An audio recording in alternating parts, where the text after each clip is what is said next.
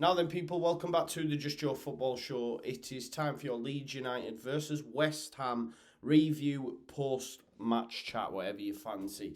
I've just walked through the door. Normally I would switch my t-shirt because it doesn't work well with the green screen, but I just wanted to shoot off the hip, get my immediate thoughts after letting it fester for a little bit on the way home from Ellen Road this evening, afternoon, whatever it is. Look, Leeds United were beaten to a 90th minute goal by Michail Antonio. He's a little bit inevitable at the moment, isn't he, Antonio? What's that now? 5 goals, 3 assists, something like that. The thing is, as well, the man who stood next to him just on this graphic here, Creswell, for me, oh, what a player. What a player. Dealt with him, you know. I came away from the game and I got a notification from the FPL match, and Antonio got Budweiser King of the Match. What for? What for? I thought, listen, for me, he was kept relatively... Well, he was kept quiet. He was kept quiet. Creswell was following him everywhere, first to the ball. He was struggling to cope with Creswell, in my opinion. Of course, he came up clutch and he scored because that's what he does. But that's okay as well. I've seen some people on social media like stressing out because Rafinha's always the man that scores the goals. That's what clutch players do. That's what Harry Kane has done at Spurs. That's what Ronaldo and Bruno Fernandes last season, Ronaldo this season, have been doing for them. That's what Michail Antonio does for West Ham. That's what your better players do. Okay, it's nice to share the goals, but, that's what they're the better players for. Because they come up clutch, they're your big player. Salah at Liverpool, inevitable, these things happen. I don't think Liverpool fans are going, you know what? But I guess it's because we're losing. I understand it, Yeah, no, I do understand it. It's because we're losing games. But for me, there were loads of positives to take from today. I said, and this is the mad thing, we all knew we were going to struggle today. But Leeds United and the squad that was put out performed far better than any of us expected. Any of us expected. We were all worried. A lot of us anyway, me included. This was the first time under Bielsa that I'd gone to a game not thinking we could get something from it. And then the first half unfolds and I'm thinking, we can take all 3.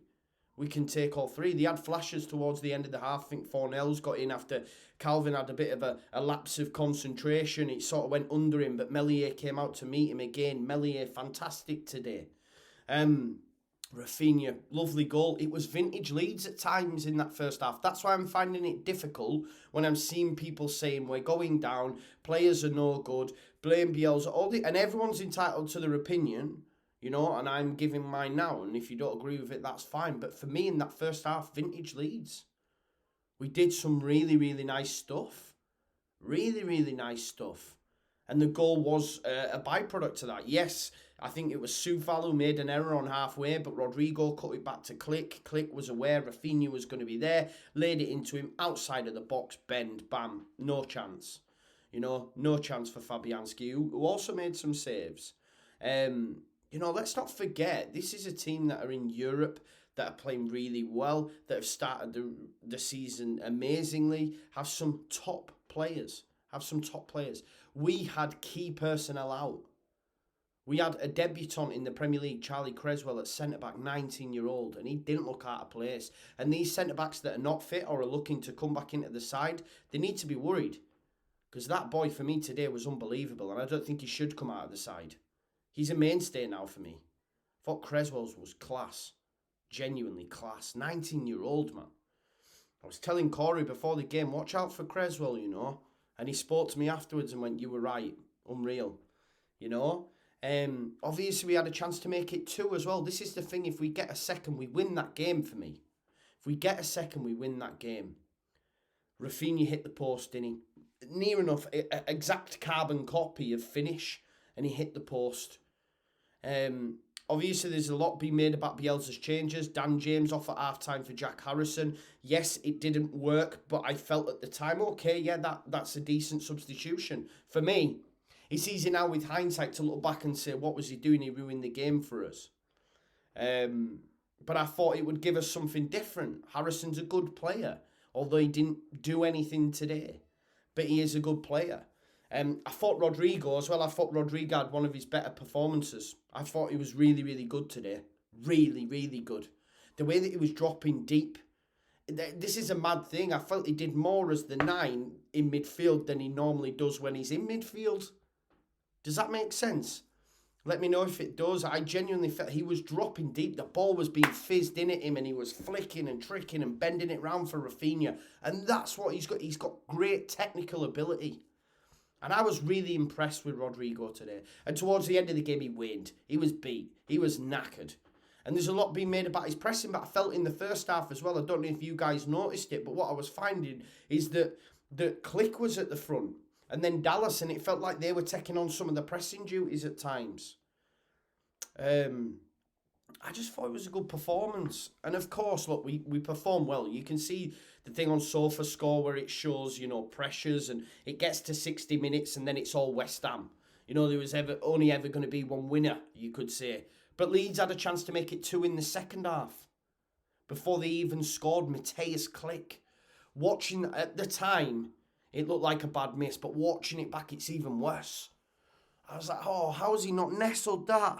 How has he not nestled that? And he could have easily laid it onto Harrison because he's aware, because we've seen it with Rafinha. But I understand in that position, the goal, and he's thinking, yeah, normally Click can find them corners, and it's gone wide. I said to those around me, John, my brother came with me today, Claudio, all those around us, we said that will come back to bite us. My man, I seen Connor on social media make the exact point of, like, we all knew at that point, because this is it. If you don't take chances in the Premier League, then it will come back to bite you, especially when you've got a man that's in hot form in Michail Antonio. And that proved to be the case, didn't it? Of course, from 60 minutes onwards, we make the substitution. Tyler Roberts comes on for Rafinha. By all accounts, Rafinha asked to be taken off. That's a little bit frustrating. Maybe he should have gone to Somerville. No square pegs in round holes. You've got a right winger in Somerville. Put him on for Rafinha. Instead, he went Roberts. I've seen a lot of shade being thrown at Roberts for some time. I get it. I'm not trying to defend performances or anything here. I was just as frustrated with Bielsa when he brought him on against Newcastle because I felt we should have won the game. And maybe I'm being overly defensive of Roberts today because I feel overly defensive of Leeds today because I thought we had a good performance, and I don't get the doom and gloom because it was a great performance, and before the game kicked off, no one expected us to win. Yet we could, we lose on the 90th minute and it's all doom and gloom. Yet had we have finished one apiece, everyone would have been okay and said that's a good performance against the good side. But on the 90th minute, last kick of the game, they score and then it's boom. But that's football, innit? That's football. But Tyler came on and I've seen a lot get thrown at him. He didn't do no, he did it, but it wasn't his fault for the loss. And I feel that he's the... But I do get it as well. Don't get me wrong, I do get it. Is he good enough? Nah, I don't think so, no. And that's my opinion on him. But I do feel that he's getting a bit of an unfair shake for today. Didn't understand it. Someone made a point on the bus, it's because Firpo had a good game. No one could have a go at Firpo today, and Firpo did have a good game. John, my mate, said that. And Firpo did have a good game today. I was impressed by him. I was impressed by James in the first half. Don't know why he was taken off, but I thought, okay, yeah, mix it up. Maybe if Rafinha could have had a conversation to say, look, I don't think I'm going to make it. Maybe he keeps Harrison back. I'm not sure, because then obviously Rafinha's asked to come off. Has Rafinha got Brazil in the back of his mind? Possibly. But yeah, he's asked to come off. And of course, we then lose out balls. And Rodrigo's out on his, he's out on his ass. James has come off, who is always going to cause problems, especially when teams are coming at you. Them balls, fullbacks have to be aware of him. And it gives us an out ball. And we lost that. Because Harrison, can come deep, hasn't got the pace. James has got him. Roberts is Roberts. Do you know what I mean? We lost that. Maybe he should have turned to Somerville at that time. Maybe Geldart, I don't know, but I can't see him being able to impact this game. That's just my opinion. And Bielsa will only do it when he feels that they're in, they can make an impact or have an effect, I guess. Their goal, the Jarrod Bowen goal, it's so unlucky. Takes a deflection off Cooper, then off Firpo, and ends up in the back of the net. It could have even gone wide on Meslier makes the save, so that's frustrating when Jarrod Bowen scores. And obviously Michail Antonio got the winner, an assist from Rice, manages to nip past, I don't know if it's Cooper or Creswell, and When he went through, I was like, no, no, no. And of course, it went in the back of the net and Leeds lose the game 2-1. Just on Antonio as well, I've seen a lot of people saying he shouldn't have been on the pitch, etc. for the disallowed goal. There was no intent. Yes, he's elbowed Meslier. But had he have taken a look at Meslier, then elbowed him, then it's a straight red, no question. But for me, he was making a viable challenge for the ball. Some of you won't agree with me, but, you know, watch it back. We've seen it in the ground. He goes up. He's not aware of where Meslier is. And, of course, you use your arms to jump, you know. Yellow card was the right decision. Of course, goal being chalked off was also the right decision. I could have argued, what I will say, I think Antonio should have had a yellow card moments before when Creswell left him, put him on the deck, and Calvin got the ball and he chased and brought Calvin down, and it was out of frustration because he had a word with the referee almost instantly after, and I thought he should have picked up a yellow for that because it was a tackle out of frustration, and then he would have had a second. But listen, it's all if buts and maybes. It doesn't really matter, does it? Look, positives for me today, and this is what I'm saying. I put it out on Twitter and people don't say they can't see the positives. They can't see the positives. Well, for me, Creswell has to be a mainstay. Keep him in there. Rodrigo in the 9, I thought was great. I genuinely thought he was great. Quick and Dallas worked well. Firpo was great. And I just think our overall play in that first half is better than we've seen all season. So that gets me infused. And now we have 4 games. And people disagree. People are worrying now. And that's their prerogative. That is your opinion. You are entitled to it. Just like I'm entitled to mine. And I'm not concerned yet. And I've said, and this is what's in my head, and it helps me and works for me, I'll look at it after 10 games. Because we now have Watford, Southampton, Wolves and Norwich. We could win all 4.